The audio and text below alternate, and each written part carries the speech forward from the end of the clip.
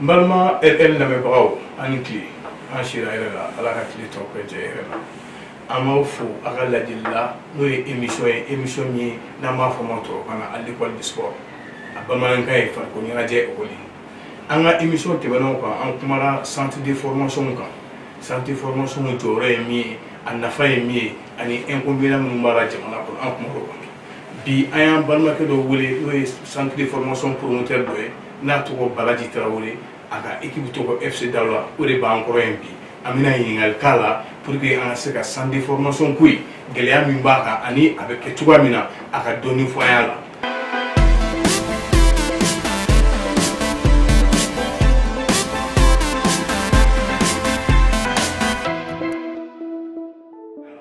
Balimakɛ ani tile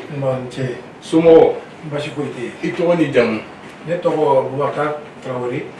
mais bɛɛ bɛ n dɔn ni Balaji de donc ne ye Daouda promoteur ye n'o ye centre de formation ye n'a bɛ Boussoula.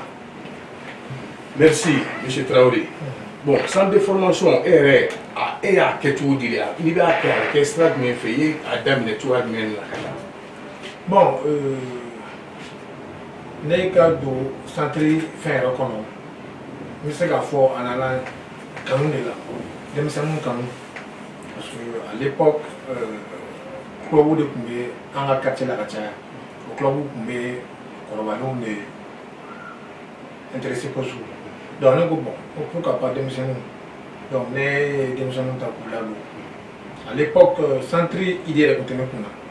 bon ka denmisɛnninw fara ɲɔgɔn kan dɔrɔn pour que k'u empêcher u kana taa sira wɛrɛw kan mais au fur et à mesure donc i b'a dɔn n'i bɛ fɛn na ka n'a daminɛ fɛn bɛ fɛn na n'a bɛ taa ɲɛ donc dɔ bɛ fara ampleur kan donc ampleur nana se niveau dɔ la donc n ko n fana ye n sigi n sigi k'a kɛ centre donc centre nacogo bɛ filɛ.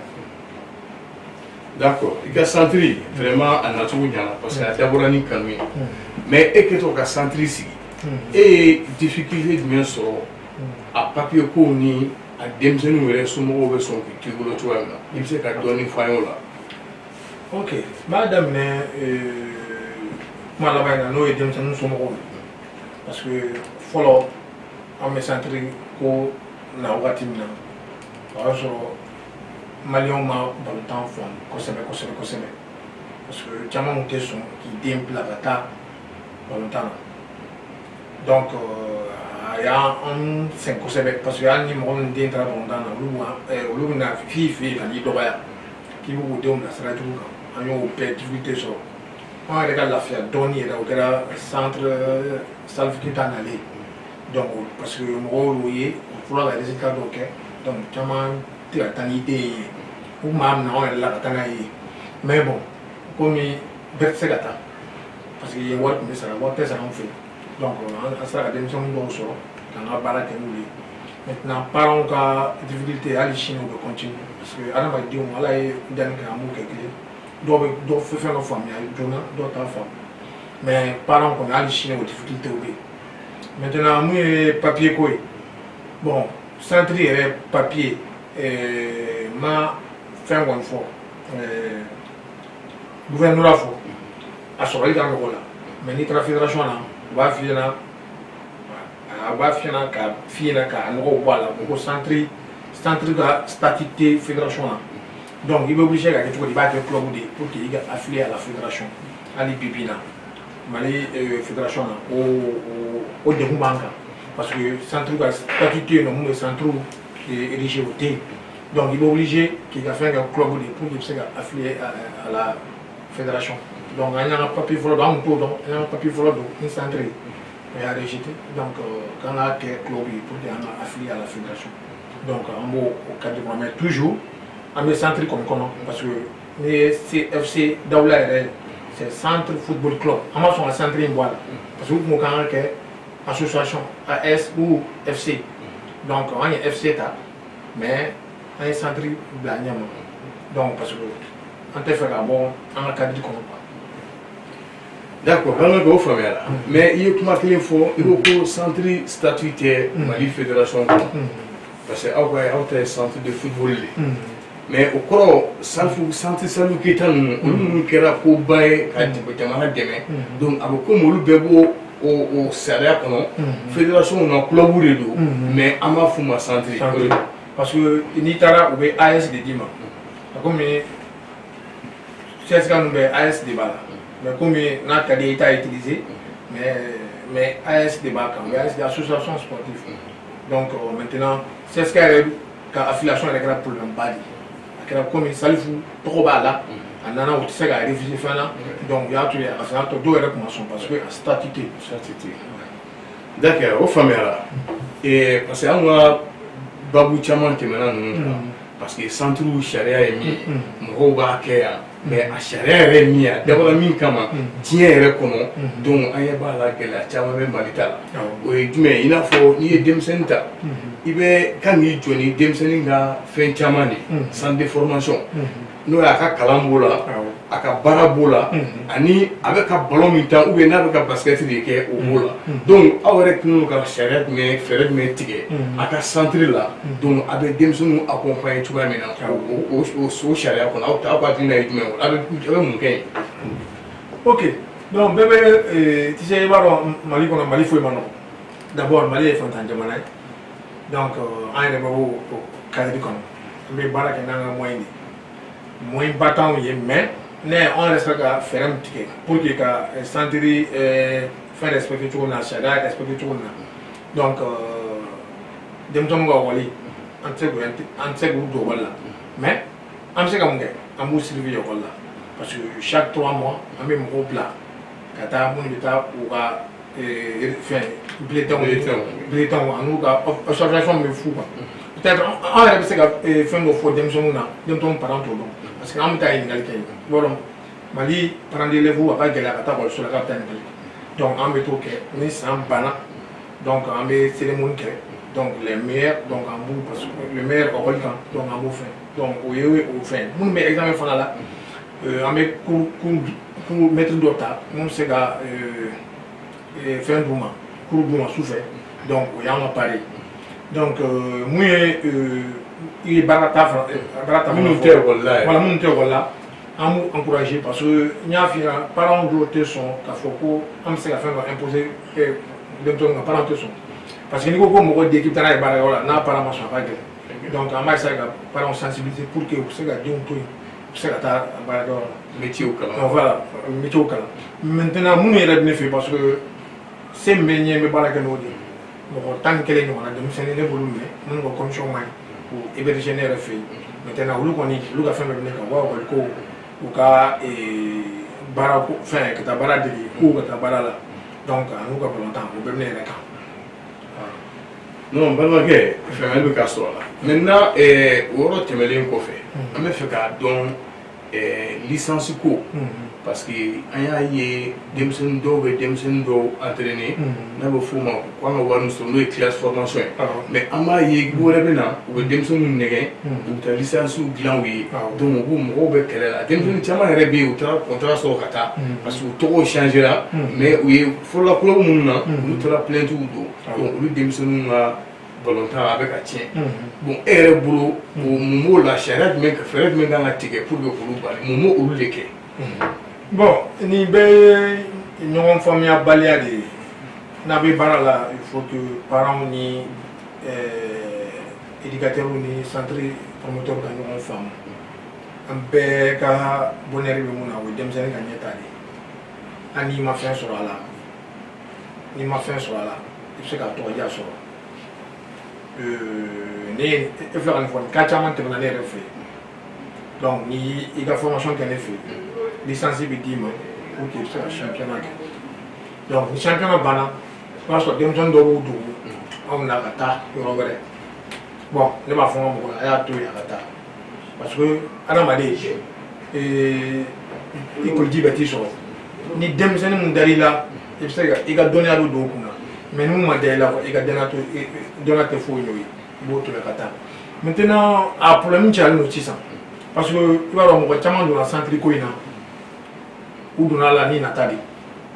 o la n y'a fɔ kabini kuma daminɛ i ko ko munna n donna centre kɔnɔ n ko kanu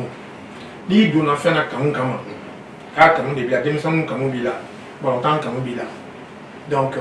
denmisɛnninw i tɛ se ka nin gɛlɛya fɛn dɔ ta ka se denmisɛnninw ma bon mais n'i kɔni donna la wari kama ne fana ye formé e ye bolila ne fɛ ka taa yɔrɔ wɛrɛ ne fana bɛ n ka wari de minɛ dɛ ne fana bɛ n ka wari de réclamer fana donc o caman de don bɛ fɛn na mais nin bɛɛ ne ye n'i y'a ye nin bɛɛ cayalen don n ye kuma min f'i ɲɛna statut ko in na o de fana don ni fédération ye statut k'a la sisan centre caman bɛ yen nɔ olu bɛ bin soit i bɛ i bila à la règle soit i bɛ bɔ yen donc ni statut k'a la sisan fɛn caman caman bɛ bɔ a la o parce que n'i y'a ye waa ko licence da licence tɛ se ka joueur de retenir a tɛ se a duguya ma de a k'a dɔn vraiment a tun bɛ ka club in na a bɔra a taara yɔrɔ wɛrɛ n'a ye club min fana fɛ donc n'u fana licence d'a ma olu bɛ tɔgɔ k'a la o ye wajibi de donc o ye droit ni ko fɛn de après mais k'a fɔ k'i bɛ joueur de retenir licence bon nin bɛɛ statut de tɛ yen parce que ni statut bɛ yen nɔ o bɛɛ bɛ ban parce que fédération yɛrɛ ka sariya yɛrɛ la ni joueur ma 18 ans sɔrɔ a tɛ se ka bɔ a ka club la ça veut dire que centre min b'o hukumu kɔnɔ mais hukumu in kɔnɔ ni statut fana tɛ yen nɔ k'o fana érigé a ka gɛlɛn donc comme confusion bɛ yen un peu Mali balontan bɛ ka teliya Mali sariya ma Mali balontan sariya ma parce que balontan bɛ ka évoluer d'une manière que alors que sariyaw tɛ ka fɛn règle min kan ka balontan yɛrɛ érigé o bɛ état la. D'accord, an ye faamuyali k'o la maintenant i yɛrɛ ye min fɔ sisan e donna la kanu kama mais bi balontan fara sport fan o fan a kɛra komi i b'a fɔ komi a commerce lama amateurs bɛ yen professionnels bɛ yen bon maintenant n'olu bɛ yen i n'a fɔ e y'a kanu cogoya min na est ce que gouvernement sera mɔgɔw sɔrɔla ka e dɛmɛ pour que centre k'a fɔ ko institution dɔ bɛ yen i n'a fɔ fédération ou bien ministère des sports k'a ye k'a fɔ a bɛ ka sport de masse olu dɛmɛ est ce que a ye dɛmɛ dɔw sɔrɔ olu fanfɛla la des choses qui sont liées au sport est ce que structure bɛ yen min bɛ se k'a fɔ a b'aw dɛmɛ ou bien kuma bɛɛ a b'aw dɛmɛ k'a fɔ k'aw ye centre de formation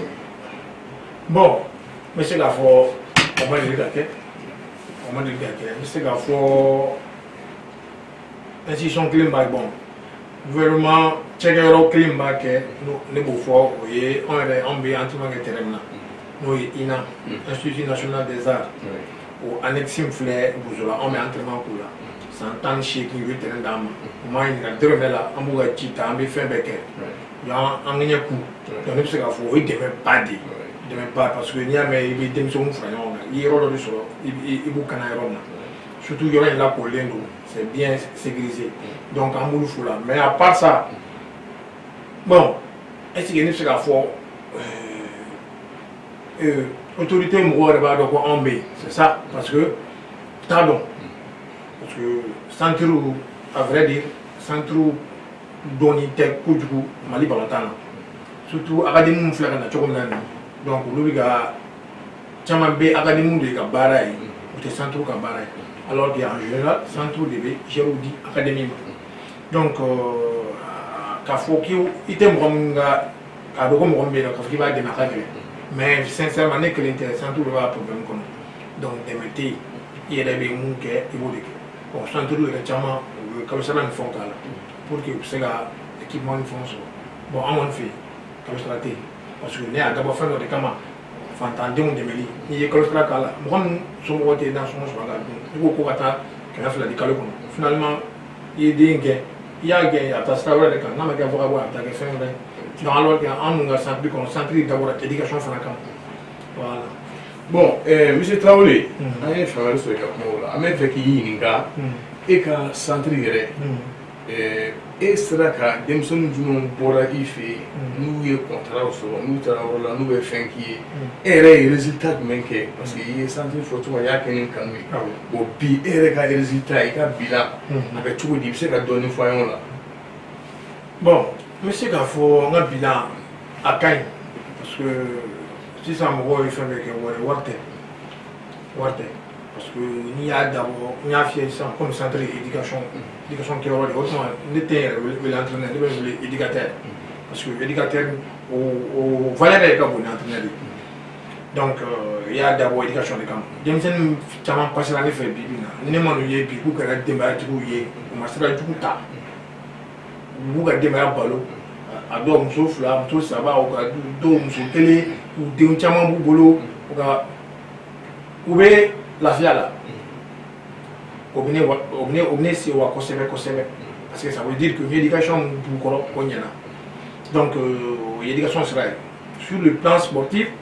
dɔw bɔra dɔw ye garijɛgɛ sɔrɔ i n'a fɔ jɔn Adama Traoré min bɛ jouer Mali avec national awɔ Nɔs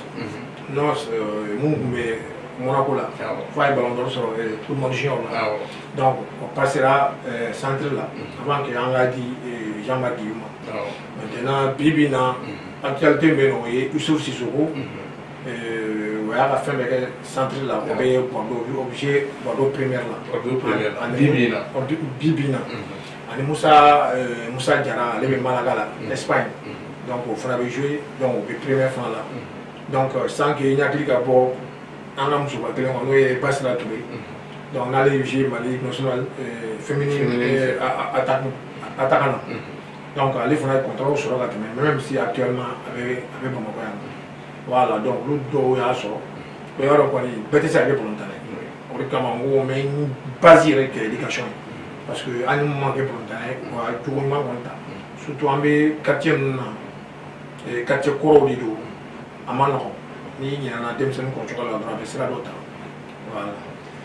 Monsieur Traoré, vraiment i ka explication an bɛ ka faamuyali sɔrɔ la mais an bɛ fɛ k'i ɲininka parce que i ye kuma dɔ fɔ i ko joueur minnu bɔra ka taa i ka club la bon bi est ce que o joueur ninnu o kɛlen don k'u olu bɛ ka dɛmɛ don centre la pour que centre ka avancer wa ou bien olu joueur kɔni nana olu taara ten parce que ni dɛmɛbaga t'aw la a ka gɛlɛn a ka se ka continuer ta donc olu e n'olu ka rapport ye jumɛn minnu sera ka bɔ centre de fo i yɛrɛ ka FC Dawula la bi bi in na an n'u ka rapport ye jumɛn bon bi bi in na an bɛ se ka mun fɔ rapport ɲɛnamaw bɛ yen rapport ɲɛnamaw bɛ yen u y'aw dɛmɛ yan bon komi dɔw taara sisan n bɔra ka laban fila min fɔ Youssouf Sissoko Musa Jara olu taara sisan mais Youssouf Sissoko nana kɔsa nana matériel dɔw ye bon Adama ale mun ye ancien ye donc au début a tun b'a kɛ mais actuellement Adama ni centre faamana ani centre faamana yɛrɛ ka na n yɛrɛ denmisɛnninw yɛrɛ kan sabu 3 ans 4 ans donc an t'a dɔn mun kɔni don mais comme n y'a f'i cogo min na mɔgɔ koliji bɛ t'i sɔrɔ mais au début kɔni a tun bɛ centre dɛmɛ mais sisan an t'a dɔn mun kɔni bɛ yen. bon centre ni ɲɔgɔn cɛ sisan parce que an kumana licence ko kan centre minnu bɛ ou bien club minnu bɛ na ka joueurs nɛgɛ ka denmisɛnninw nɛgɛ ka taa u wolosɛbɛn changer i n'a fɔ ni dɔ ye Mahamadu ye sisan o bɛ se ka M bɔ a la ka kɛ Mamadu ye donc o gɛlɛya ninnu e yɛrɛ bolo olu bɛ kɛlɛ cogo di parce que mun bɛ mɔgɔw bila o la statut ko parce que ko statut particulier de tɛ centre la mais n'a bɛ balontan yɛrɛ mun kɔnɔ a dagalen tɛ fan si fɛ joueur bɛ karisa bolo i ka taa tɔgɔ yɛlɛma ka licence wɛrɛ k'a la donc aw centre dɛmɛw ani club ni ɲɔgɔn cɛ o gɛlɛya bɛ cogo di n'i y'o gɛlɛya fɔ i bɛ se ka solution dɔ fɔ an y'o la pour que o bɛ nɔgɔya cogoya min na. bon a gɛlɛyaba de don centre ni club ni centre yɛrɛ dama ni ɲɔgɔn cɛ parce que ɲɔgɔn ka joueur minɛ a ka can centre yɛrɛ dama ni ɲɔgɔn cɛ a ka can club ta la parce que o de la n y'a fɔ kuma kɔnɔ ɲɔgɔn faamuyabaliya dɔrɔn de don karisa ni mago bɛ e ka nin bigi in na n bɛ gɛrɛ la karisa i tɛ nin bigi in di yan ne ye nin bigi in san nin da in na donc i b'a feere joli a b'a da fɔ ɲɔgɔn a bɛ sigi ka fɔ kɛ pour que a tigilamɔgɔ bɛ se ka taa bonya ni karama kɔnɔ mais n'i bɔra a tigi kɔfɛ ka taa se parents ma ka dɔ di parents ma parents ka denw minɛ ka taa n'a ye alors que kama fitinin a san 8 a bɛ mun bolo fo ka taa se san 16 san 18 ma a tɛ dɔrɔmɛ minɛ e la e ye i den minɛ ka taa di mɔgɔ wɛrɛ ma a bɛ mun kɛ mɔgɔ la bɛɛ b'a dɔn a bɛ mɔgɔ ɲugun dɔ a yɛrɛ la donc o problème ba yɛrɛ de bɛ yen sigikafɔ dɔrɔn de don club ne b'a ɲini u fɛ u ka gɛrɛ centre la u ka partenariat kɛ o centre ni ɲɔgɔn cɛ n'i ye partenariat kɛ ni mɔgɔ ni ɲɔgɔn cɛ ni mɔgɔ b'a ka joueur min na donc o bɛ t'i fɛ yen donc ni a fana mago bɛ fɛn min na n'o ye matériel ni fɛnw ye ou wari ou fɛn jumɛn ou a ka entraîneur former i b'o fana d'a ma donc o la aw bɛɛ bɛ baara kɛ sariya kɔnɔ mankan tɛ bɔ a la parce que hali ni an fɛn fɛn bibi na partenaire b'anw ni dɔw cɛ Mali la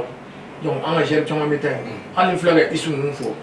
Isu ni Musa ninnu passera Derby Academy de la mais partenaire de b'an n'olu cɛ donc olu bɛ Mali yɛrɛ la donc olu de bɔra Niger ninnu ye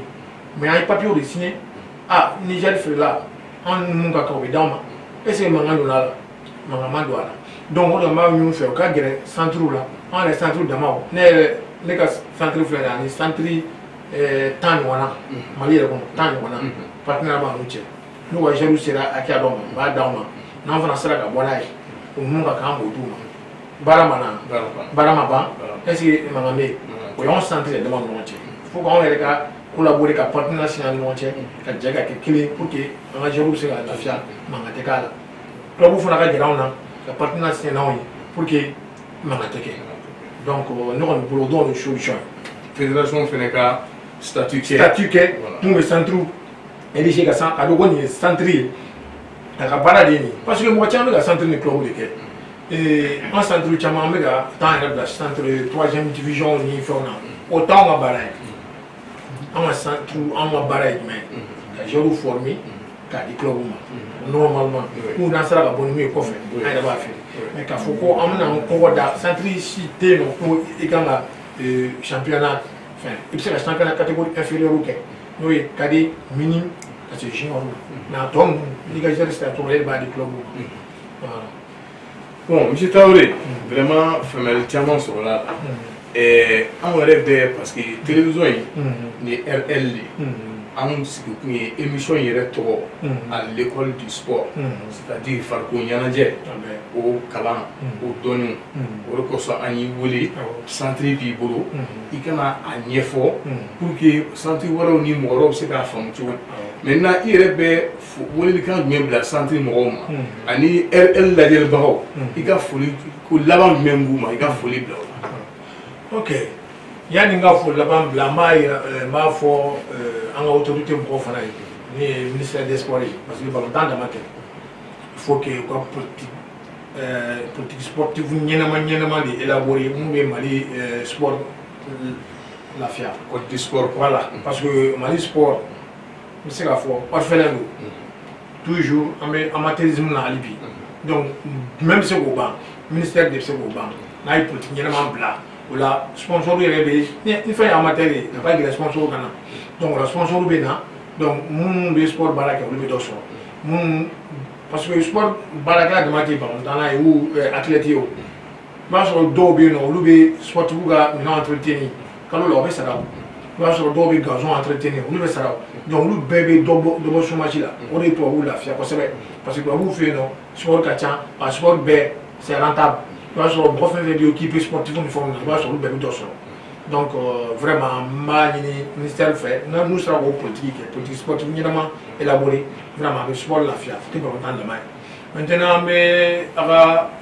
télévision so n'o ye RL ye vraiment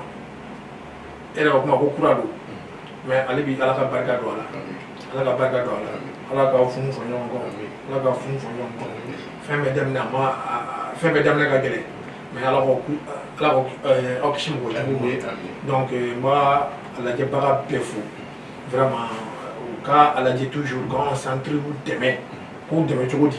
u ka denmisɛnninw dɛmɛ ni mɔgɔ min ye denmisɛnninw dɛmɛ dɔrɔn i ye centre dɛmɛ parce que centre bɛ yan nɔ pour les enfants mais mɔgɔ fɛn fɛn ye denmisɛnninw dɛmɛ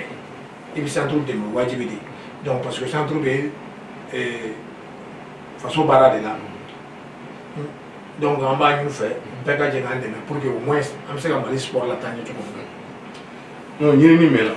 bon an balima lajɛbagaw an b'aw fo tuguni a ka vraiment a ye temps min kɛ k'an lajɛ n'aw ka émission bɛ présenter wagati o wagati par Adama Bɛnkɔrɔ Kulibali di bɔ